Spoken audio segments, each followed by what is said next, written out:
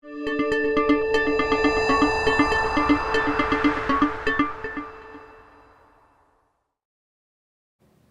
everybody, happy Sunday. I'm Horacio Jones with this week's guest, Lawrence Roeck. Thank you for joining us, Lawrence. How are you today? Hello everybody, nice to meet y'all. It's a beautiful day. Hope everybody's safe from the fires and enjoying this wonderful Sunday. Today we've got Lawrence Roeck, a friend of mine for several years. I think we met like 10 years ago, and then we just recently reunited. I think we worked 15 years ago. Was it that long? Yeah, it was a while ago. And then we recently you were 5, I think. At the you were time. 5. Grow so fast. And then to meet you at the Star Bar back during the San Diego Film. Yeah, just randomly at a San Diego Film Festival. No, during the time the festival was happening, but yeah, that's just a random hangout. Cool, so good to see you again. Yeah, good to connect with you again too. Thanks for having me on the show. I appreciate it. Love San Diego, and it's a great film community here. So, stoked to talk about my work. Yeah, for those of you who don't know Lawrence, he recently released a film called Diablo in 2015 with Scott Eastwood. And before that, he released a film called The Forger, which was when, in 2012? Yeah, 2012 we did The Forger. That's a Josh Hutcherson, Lauren Bacall movie. Mm-hmm. And then Diablo is Scott Eastwood's first Western. Awesome. And was with, who do we have on there? Danny Glover and Walton Goggins, who's in the Hateful Eight. Yeah, he's awesome. Yeah, crazy actor. A lot of fun, too. Really nice guy. I like him. Well, we've got your IMDb pulled up. Let's check it out and see what we got going on there. All right, Lawrence Roeck, director, co-producer, as you said. Filmography. I guess you worked with Clint Eastwood on a documentary or something? Yeah, I worked for Dina and Clint Eastwood for close to a decade. Basically, what I would do was produce, direct, and write with Dina, all the different projects that the Eastwood family wanted to do. She had a number of different things, different charity organizations that she worked with, like the Make-A-Wish Foundation, Girls Incorporated, and a few others I can't remember off the top of my head. And so we do documentaries for that. And then every once in a while, Mr. Eastwood would want to have something shot, so I'd go help him out if he needed it on the rare occasion. Yeah. Right. Yeah, I think we have a clip from one of your documentaries that you did with him. Let's see here. Is it this one? Demo The Eastwood Factor? Yeah, The Eastwood Factor. That's the one. Let's play that back and check it out here.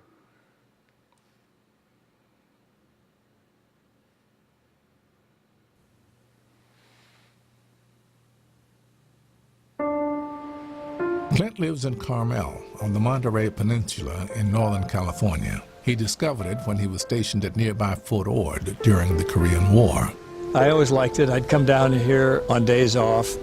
You get a day like this, you'd say, yeah, I wouldn't mind living in a place like this. And if I ever made a buck, maybe I'd come back and try to live here. And so I did. When I got the Rawhide series in the late 50s, early 60s, I bought a little house down here and kept it for many years. It's a nice place to be.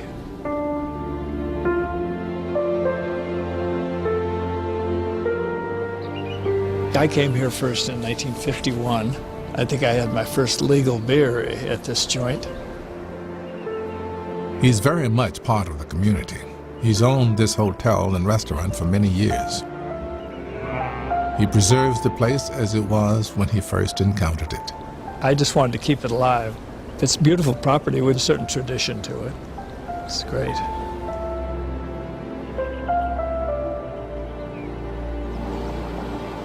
He's also a builder. He created the Tehama Golf Course on undeveloped property he had owned for years. It's part of the pleasure of living here. He doesn't really need to toss a coin in the fountain to assure his return to Carmel.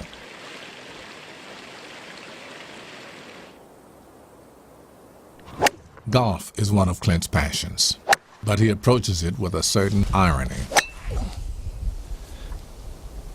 Erase that one. It does make you crazy, but I think it's the fact that you think that someday you're going to be able to master it, and the real deal is you never really do. So you're always playing against yourself rather than an opponent. Basically, you're kind of playing against your own central nervous system. And it takes your mind off everything else. It's a sport you can play at any age in your life. I was always in it for the long haul. I love playing golf, but I don't want to have to play it. It's you play it because it's enjoyable, you know. And but I don't want to have to get up in the morning and say, how many holes of golf am I going to play? There are other places in the world I'm sure I could get along in, but this is the place I always wanted to be. I'm fairly well known in most parts of the world, but it's nice to be here someplace where nobody cares that much about it. I continue working, and everybody wonders why I continue working at this stage.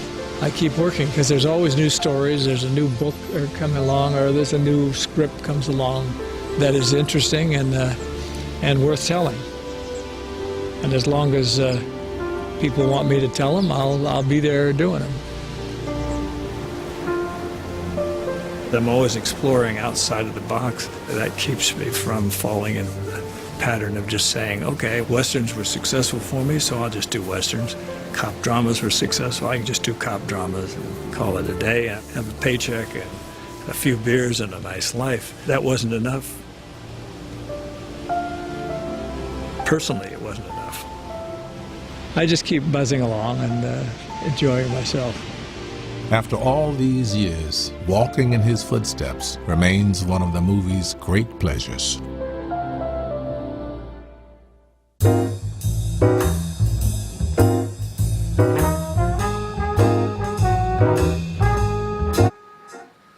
Oh man, well that was pretty cool. Thank you for, oops, gotta turn that off here. There you go.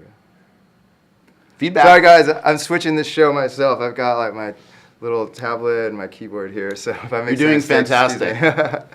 Anyway, I've never seen a man interview and switch a show at the same time. Right? It's technology. It's all wireless You're now. multi-talented. Yeah. What's the deal? If We I should can be just, like, interviewing attach this you. into my brain. Casio, how do you do it all? Well, I just switch. Okay, I keep cool. switching. I like this. I like this. But dude, that's got to be an awesome experience to work with Clint Eastwood like that. You were a camera op on that, and Yeah, I following was around for couple a days? camera operator on that. He asked me to come in. I was flying back from Los Angeles on the Warner Brothers jet with the family, and he was getting off the plane. He looks at me and he's like, "Are you ready for the thing on Tuesday?" And I'm like, "No, I don't know what you're talking about, but I'm there." And so what Dina Eastwood, his wife at the time, had forgotten to tell me was that I was supposed to shoot and help direct the last 10 minutes of his documentary in Carmel.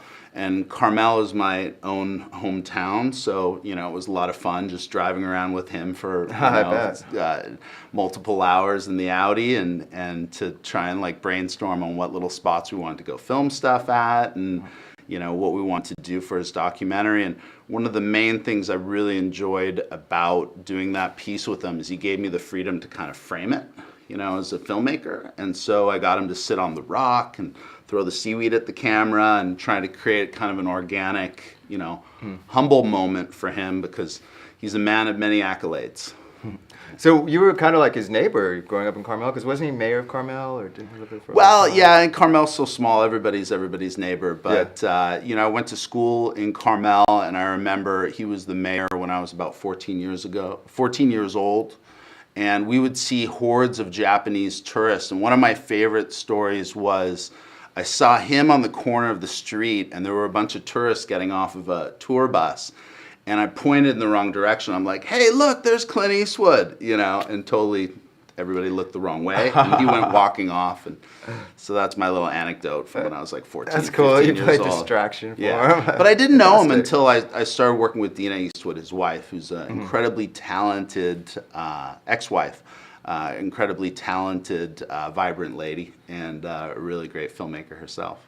Oh, okay. Yeah. And you mentioned that you did some work with them, like some series or something. You were telling me before the show you were working on a series called, what was it, Lucky Punks or something like that? I started filming pilots for a reality television show That's what it was, yeah. for Dina Eastwood, which in the end was turned into Mrs. Eastwood and Company, and that was aired on E Network, I think in 2012, and opposite the Kardashians.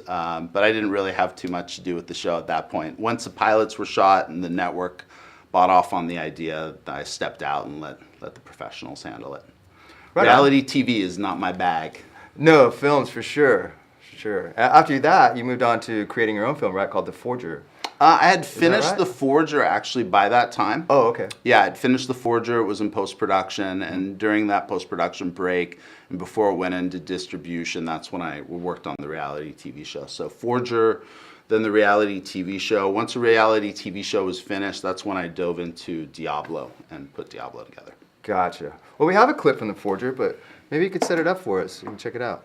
Sure, sure. The Forger is a movie about a 15-year-old kid who's abandoned in his hometown of Carmel, my hometown.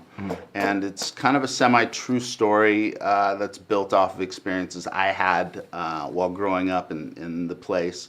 And it's a movie about artistic integrity, to choose following your heart in art rather than going after the money, which is sometimes tough to do. But, and it stars Josh Hutcherson from The Hunger Games, really talented young actor. Hayden Panettiere, she was the lead of Heroes, or one of the leads. And young Scott Eastwood is in there, one of his first roles. And who else? Dina Eastwood, Alfred Molina, Lauren Bacall, did I mention her? Yeah, I did. And that's about it. I saw on the IMDb trivia that was the last film that she was in. Yeah, that was the last live-action performance that And you she got to did. direct She her? voiced, yeah, I got to direct her. She voiced over a project, I think an animated series or something like that afterwards. But yeah, this is the last movie that she appeared in. And I almost forgot to mention Billy Boyd. He's one of the hobbits from Lord of the Rings. He's Pippin. Oh, yeah? And he's in the movie as well.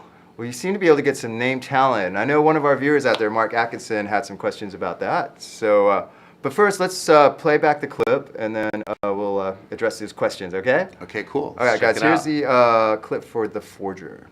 Is hanging in great museums of forgeries. Joshua, you have talent.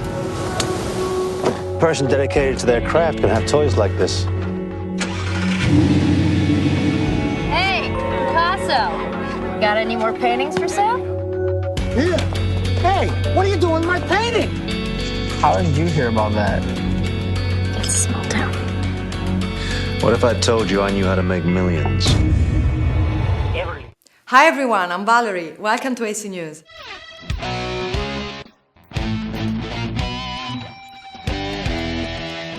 Here's today's video clip, and movie news are coming up. More extensions. You are scum. I can't believe you're involving the boy. This kid is an emotional wreck. Hey, What are you doing, huh? He's going to bring problems. I can feel it coming. You're going to pay my way out of this town, or else your little secret's out. kiss the hand, then kiss the girl. Playing with fire, kid. I want that painting back. You gotta give it back to me, Joshua. We all want things. That doesn't mean we're going to get them. What now, huh?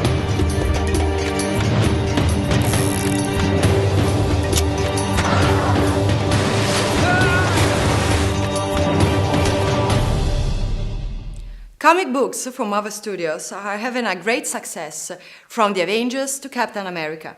In fact, now Warner Bros. Wow, well, that looked like a fantastic story, man. Yeah, thank you. I appreciate it. Is it based on a true story?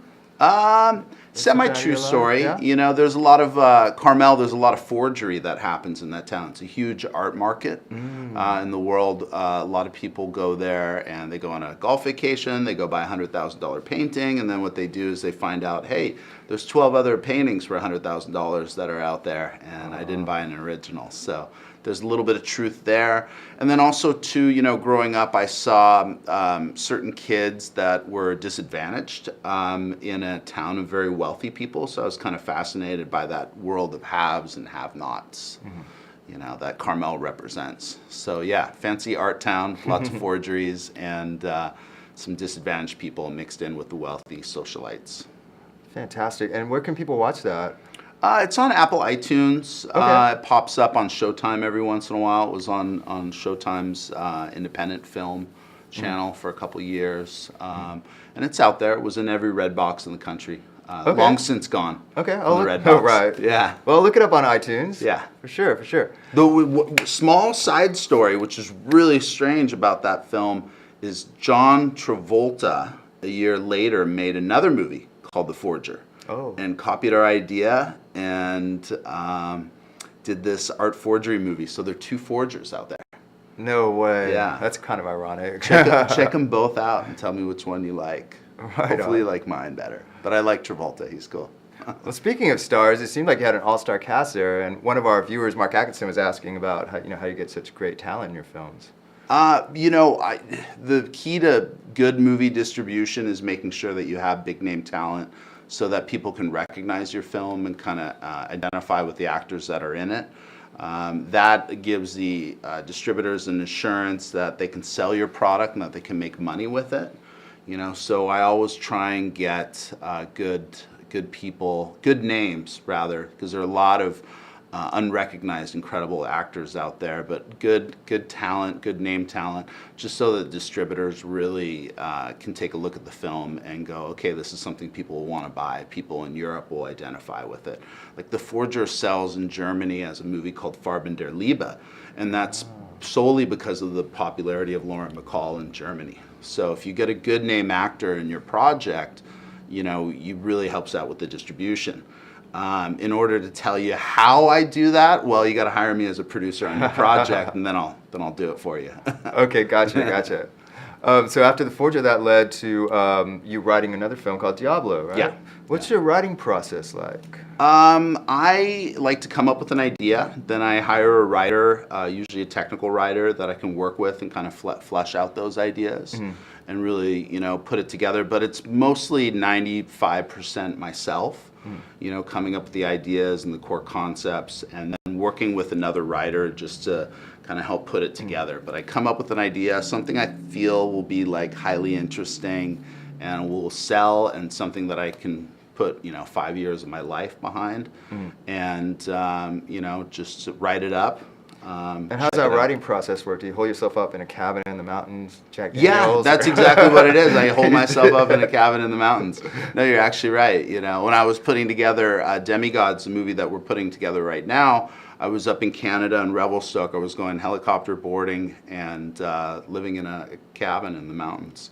Oh, that's something we also haven't talked about, is that you kind of got your start doing a bunch of snowboarding videos too, right? Yeah, I used to do snowboarding content. I'd basically just film pro riders and put it together and sell it to the Japanese.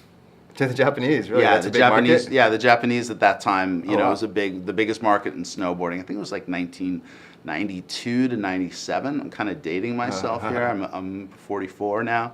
So yeah, like 20 years ago, the Japanese would buy one movie a year off of me. We had a really good distributor over there, Champion Visions World. They're now out of business. But yeah, we'd sell movies to the Japanese market. Literally big in Japan. Huh. Yeah, big in Japan. Crazy. Who would figure how that would work? I don't know.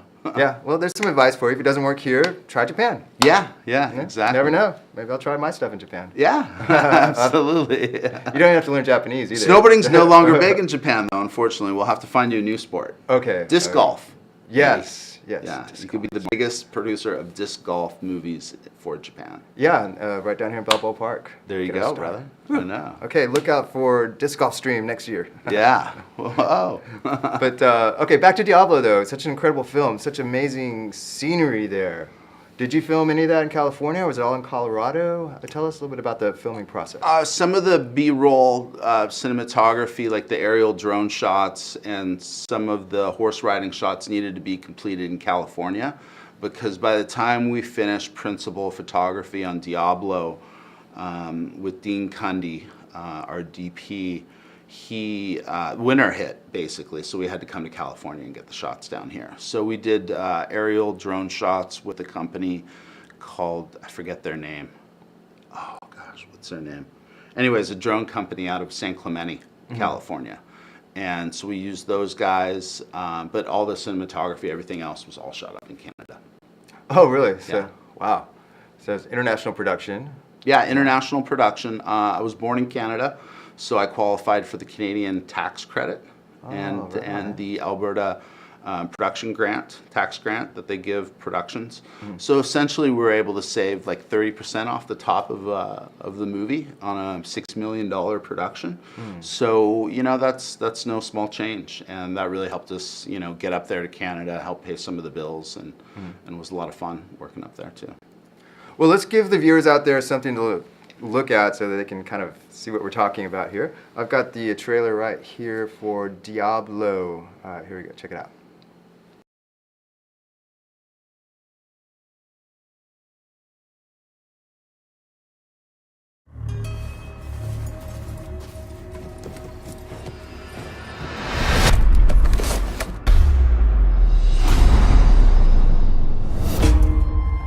He took my wife. Get out of my house. Came in the night and he took her. You know where they're headed? Down the South Trail. Towards Mexico. You be careful.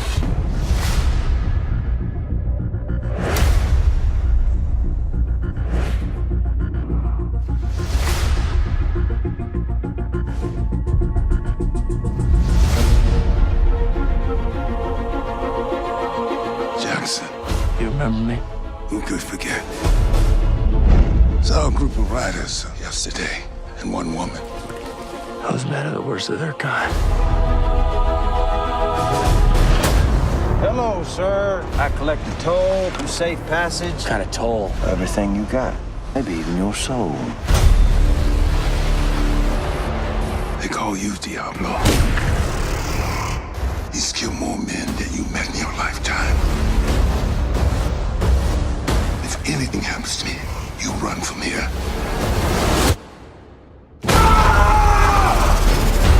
Your fight's with me. My fight is with everybody. Now say your prayers. Sail! We live or we die. We are to the Lord. Bring it to me! Death might just be a favor to you.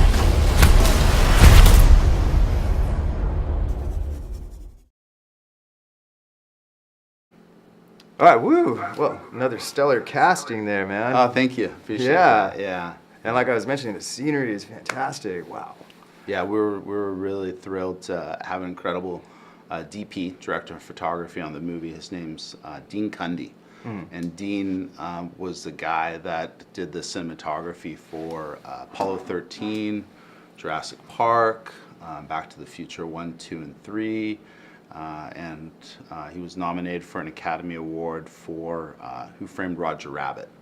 Oh, wow. So, we had this incredible world-class director of photography kind of leading the production and helping the newbie director through his paces on a Western. So, a lot of that visual, richness comes from Dean, and we're just really thrilled to work with him and bring him back for this new movie that I'm doing right now.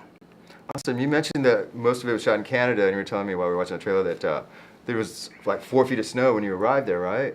Yeah, on the first day of shooting, it started snowing. Actually, on the first shot, the moment we called to action, the flakes started coming down. By the end of the day, there was 2 feet of snow on the ground. 3 days later, there was 5 feet of snow on the ground. And I thought that the entire movie was ruined. I thought that we'd have really bad problems just getting the film made, because the concept of the movie is he's going from Colorado down into northern New Mexico. And at that time, the territorial line for Mexico was much further north. There were a lot more Mexicans at that time further north in the United States.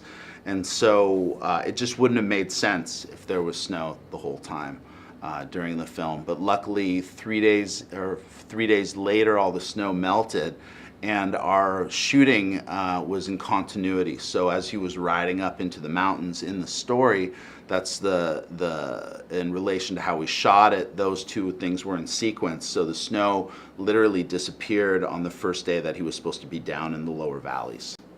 Okay, So- how fortuitous. Yeah, very fortuitous. Yeah, almost gave me a heart attack though. I bet. Yeah, it was scary. So, Yeah, it definitely lended stunning visuals too. All that. yeah, stuff it was to $1 get million Yeah. mistake. Yeah. That really, I mean, to plan that and to add snow to a movie would have cost another $1 million. So many snow machines. Yeah, well, it's snow machines, and just to, like, if we were to try and do it naturally, to wait, get the crew to, like, get to the top of a mountain with snow. And so, but in Canada, the crews there are, they're not the same as a Hollywood crews. I wouldn't put them on the same level, but they're good in their own way, in the way that they, once it snows, they know exactly what to do. They know how to move the gear and get everything in place so that you can shoot your movie and keep going. Right, they're acclimated already, kind of like Sherpas. Totally acclimated. Yeah, gear Sherpas. Totally acclimated. Where an LA crew might just be like, "Oh my gosh, we can't." Yeah, we don't know what to do. But don't want to diss the LA crews. They're the best in the world. And of course, that show starred Scott Eastwood. Yeah. What was it like working with Scott? Scott's a very talented actor, a very up-and-coming actor, and you're seeing evidence of that now. He's going to be one of the leads in Pacific Rim, and he was just one of the leads in Fast and the Furious. 18. I forget what number it was. What was it? 8? I don't know what we're at. I think now. it was Fast 30. 8. Yeah. Pacific Rim, Fast 8. He did Longest Ride. So very talented, up-and-coming actor. And great. And do you have any stories about working with him? What it was like to shoot with him? Yeah, let me think. What good stories do I have of working with Scott? You know, really, I think the best story I have is from working with him on The Forger, because we both lived in Carmel and that was our hometown. So from an artistic perspective and from like a small town, you know, kid's perspective, like we really enjoyed working on getting his performance right, and also to like trying to bring this movie to life. That you know, a movie to life where we had both grown up in that town. So it was special to us. When it came to the Western, it was pretty much more straightforward. It was like, hey, let's make sure that we're not copying any other people that have done Westerns. So we did a psychological thriller Western with a big psychological thriller twist. And we wanted to make the movie different. So we made it about one guy going through the countryside. And he was really instrumental in terms of picking the idea for the movie and making sure that it was something that he felt comfortable doing for obvious reasons. Yeah. Right, yeah, no, it was a great story and a good journey, hero's journey with that, you know, twist that you mentioned in the middle. That really got me. I thought, I was like, oh, Thank wow. you. Yeah. If you get a chance, check out Diablo. It's on, shameless plug, it's on Apple iTunes. I saw it on Amazon. On Amazon, yeah, it's on Amazon too. And it's a psychological thriller Western with an unexpected twist. So I hope you enjoy it. And a cool shot thing at the end, gunfight, at the yeah, we had barn. to do the classic Western gunfight. Right. Yeah. I wanted to ask you about that. I mean, it kind of looks easy from a viewer's perspective. Yeah, I just get these guys shooting at each other, but I'm sure it's much more complicated than that. It's very complicated. I mean, the complexity of your gunfight depends really on how much money you have, because money on a movie equals time. You know, like say a day of shooting on Diablo, doing a gunfight, that's probably $80,000 to $100,000 of our budget. You know, for one day of filming. And you've got, 30 to 45 days of principal cinematography. So you've got to move quickly. And the more time you have, the more money you have, the more complicated you can make the gunfight. Because the clock is ticking. Was that a one-day gunfight or a two-day gunfight? I'd say that whole scene at the house there at the end, interior and exterior, was probably 3 days total. So maybe a day and a half, you know.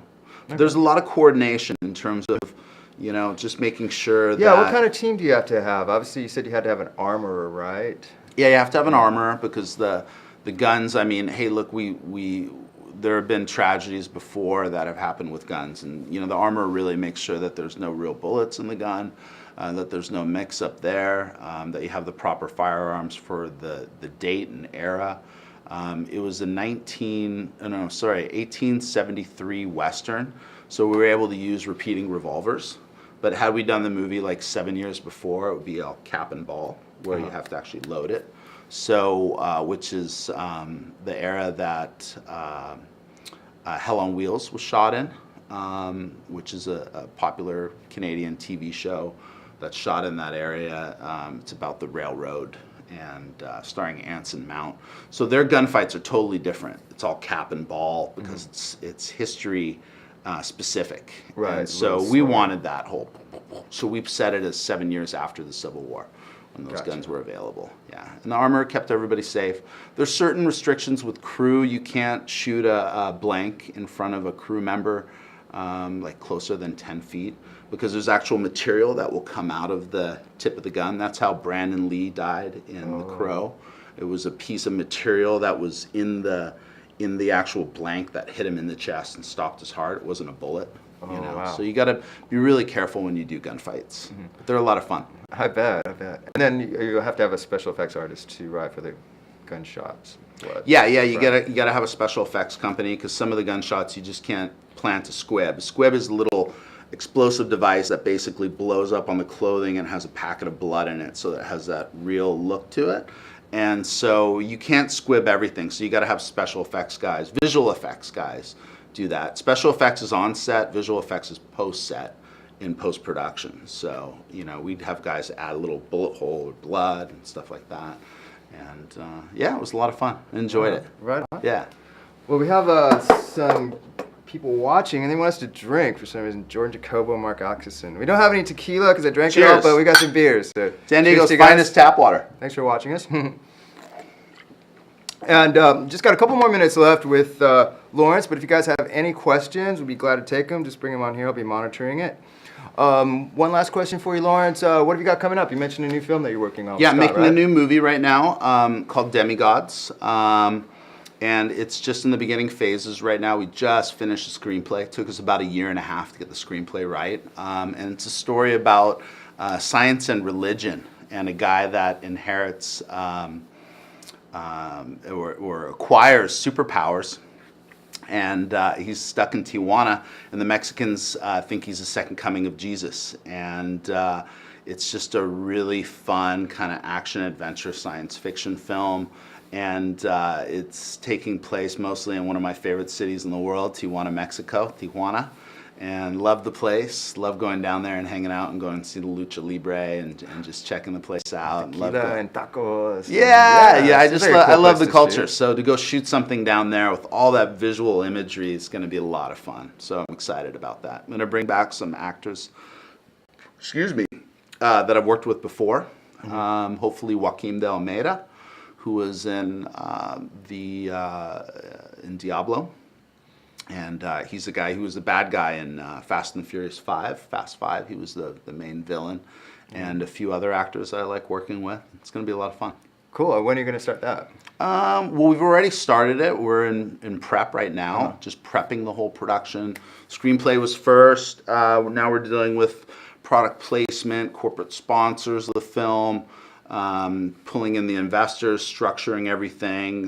Then we go into casting, and then we will go shoot the thing sometime later in 2018. So we're on track to make a great movie, and I'm excited. All right. Yeah. You're looking forward to it. Yeah. And the last question that I always ask people is, what advice do you have for future filmmakers or directors who want to get into the business? You know, there are no barriers. Just pick up a camera and start telling stories. If you're talented and you're good at what you do, you'll find a way to get your projects made and let the chips fall where they may. You know, that's it. You know, just keep going. Don't stop. Don't stop. All right, man. Exactly. Well, thanks again for joining us. It's been Thank a pleasure. you. Yeah, I hope appreciate you it, have Harrison. happy holidays, and I hope the rest of you have a glorious Sunday. I'm going to get out of here and enjoy this beautiful day somehow, somewhere. All right. All right, guys. Take it easy. See you next care. week. Thanks for watching.